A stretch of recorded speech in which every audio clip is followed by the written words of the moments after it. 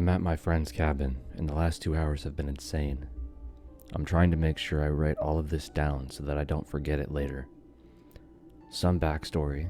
I've got this old friend, let's call him Kevin. We were really tight growing up, but as we both got older, we started to have less and less in common, and so we naturally drifted apart from each other. He's got his shit together, he's loaded, has a great career, loving wife, and lots of hobbies. I, on the other hand, am a bit of a burnout. I do temp work for money, and then I spend it all on partying. I was surprised when he reached out to say that we should hang out together, just him and I. He wanted to rekindle our friendship and find some common ground again. He said we could go to his cabin, get fucked up, and catch up on all of the missed years. I jumped at the opportunity to see a goody two-shoes like Kevin completely trashed, and so here we are.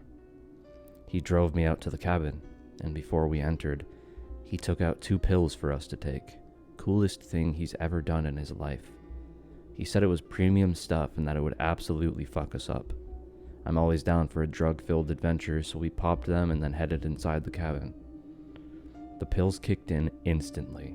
As soon as we got inside, everything immediately felt like the craziest, most intense hallucination ever.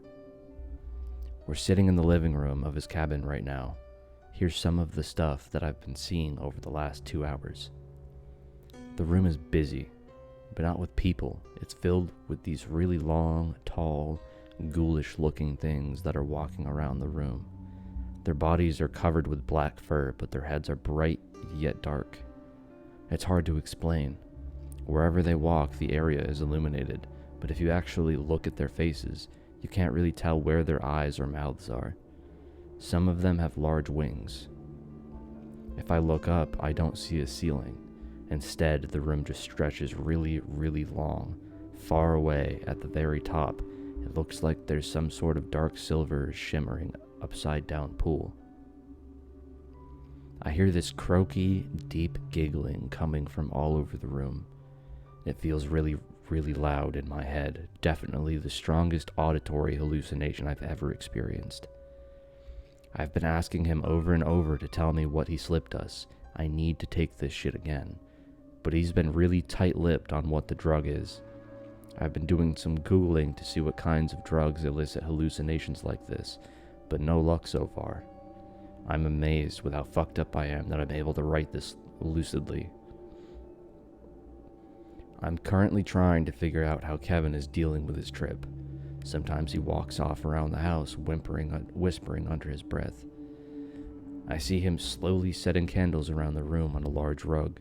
Kind of feels like a fire hazard. He's been a pretty clean guy all of his life, and so I'm wondering if this whole thing is too much for him, and he just needs an activity to distract himself. I'll keep an eye on him. I'm interested to see when this trip will start simmering down a bit.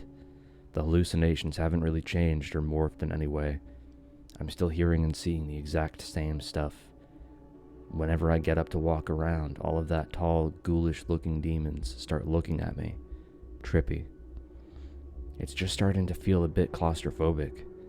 I asked him if I could take a walk outside, but he said that it was a pretty bad idea to leave right now, and that we should just stay in the living room and chill out. There was a point where he looked a bit distracted while setting out the candles. So I quickly snuck over to his kitchen and tried to open the door to the outside. I just wanted to get a couple minutes of fresh air. It was weird. Even though I unlocked the door, I couldn't open it. It almost felt like it'd been barricaded shut on the other side or something. I tried opening some of the windows instead, but those wouldn't budge either, no matter how hard I tried.